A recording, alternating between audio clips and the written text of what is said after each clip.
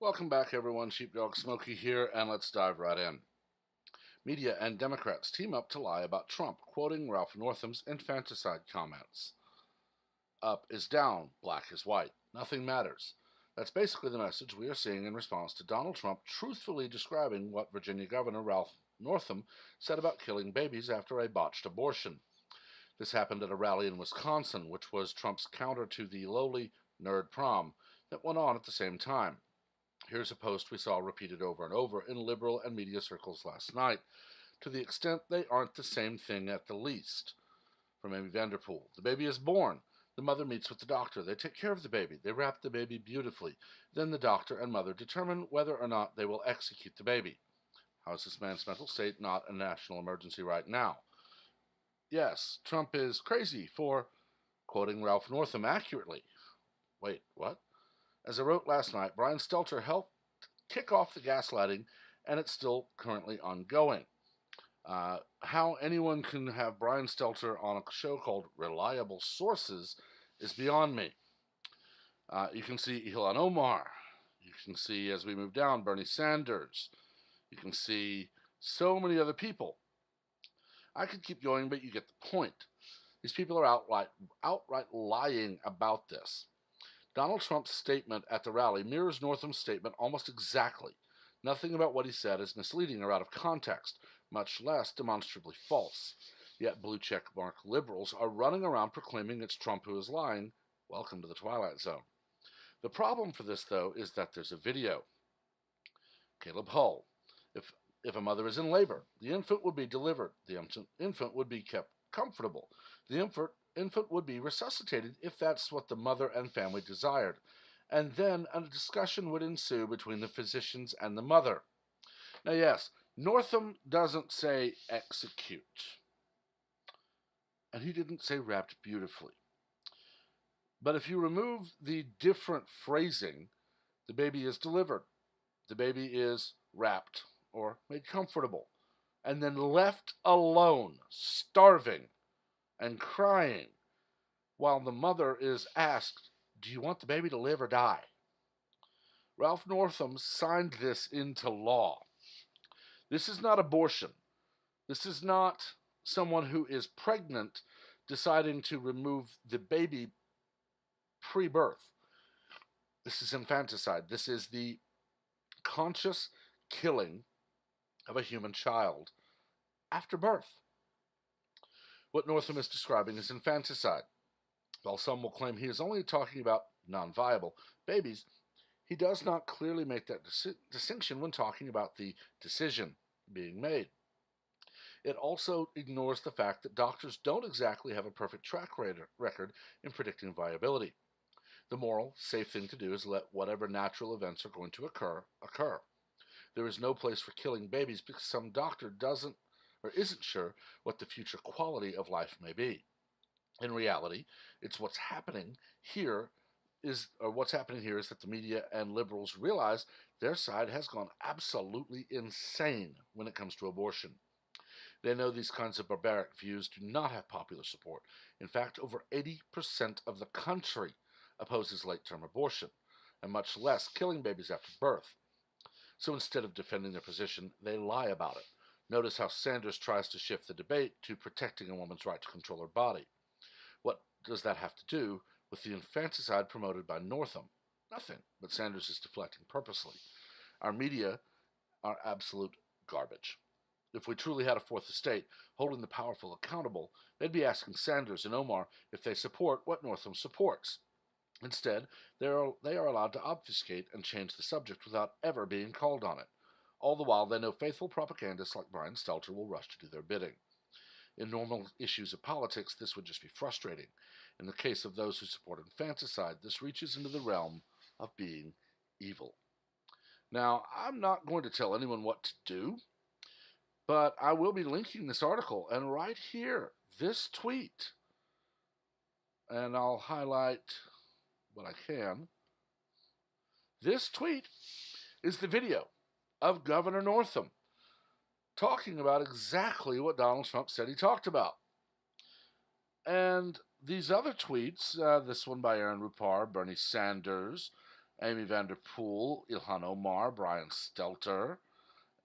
All of these tweets are links directly to their Twitter. It would be a shame if someone were to come down here, click on this, which opens a new tab, come up to the top and copy that URL, and then go post it on every single one of these tweets. It would be an absolute horror if Amy Vanderpool, Brian Stelter, Ilhan Omar, Bernie Sanders, any of them, it would be just a shame if they were all confronted with a video of Ralph Northam saying exactly what Donald Trump said he said. This new society that we now live in is one that exactly resembles the first line of this story. Up is down, black is white, nothing matters. We no longer have a world where truth is an absolute. Everyone has their own truth. So that Governor Northam can say, well, it's my truth that this is just protecting a woman's right to choose. I personally like to tell them they will meet their creator one day. And I wonder what their creator, no matter which faith they belong to, will think of them supporting the wholesale slaughter of the innocent, unborn, and newly born who that creator also created. So far, none of them have responded. Personally, I believe any form of abortion is murder. And as such, I do not support it. I have only ever made one caveat, and that's because of one simple fact, and I'll tell you in a moment. That caveat is, if a medical doctor, not a Planned Parenthood abortionist, an MD, a medical doctor, could be an OBGYN, could be an oncologist, I don't care who it is, but if that MD tells the mother and father that if they do not abort the child and mother will die. But if they do abort the child, the mother will live. Basically, do both of you die, or do you live? If that medical doctor tells those parents that, it's up to those parents. It's not up to anyone else. And I only make that caveat because I've seen a lot of stories where people will actually go and ask MDs and OBGYNs and the rest, nurses, midwives, how often is an abortion medically required to save the woman's life? Every single one of them says they have never seen it. So, I'll make the agreement that if a medical doctor, again, not an abortionist, an actual MD or OBGYN, if they decide in their expertise as a medical professional that there are two choices, mother and child die, or mother can live, then it's up to the mother and father. Given the track record of that happening by their own admission, I don't think it's going to happen. But that's not good enough for Democrats. You see, liberals today are the party of, I get my way no matter what. Liberals used to be the party, and this is a long time ago, but they used to be the party of, we need to think about change, and we need to talk about this, and we need to look at the situation. We don't need to just stay the course just to stay the course. The problem is now, the Liberal Party is, we must have progress for progress' sake. Doesn't matter what it will do to the world. We have to have socialism because we need socialism, which means, of course, starting off with, we're going to tax the rich. But now even Kamala Harris has said we need to raise taxes on the middle class. They're only months away from admitting we're going to raise everyone's taxes, and no one can complain about it. And in the meantime, Bird Nest Bernie here, Lord, I don't know how he can go out with his hair like that. But Bank Fraud Bernie is going to keep defending Ralph Northam, saying that we're going to let the baby slowly die, and keep telling the world that Donald Trump is lying about Ralph Northam, saying we're going to let the baby slowly die. Now, before I sign off here, I just want to say one thing to any medical professionals who might be listening. Any of you who can tell me that you have no problem with wrapping a baby up and leaving it alone in a room mere moments after birth while it is starving and cold and frightened of everything, to scream and yell until it either dies or is miraculously saved by the mother deciding, I don't want my baby to die. If you can tell me there's nothing wrong with that, please tell me what clinic or hospital you work at, because I never want to visit. You see, the Hippocratic Oath says, do no harm.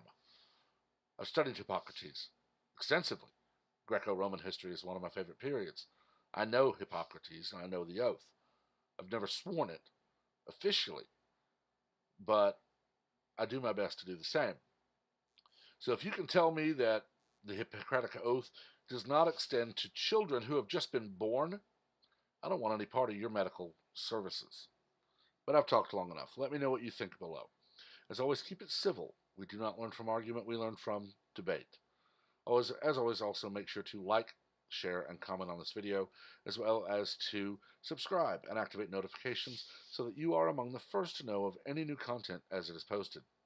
Until next time, everyone have a wonderful day.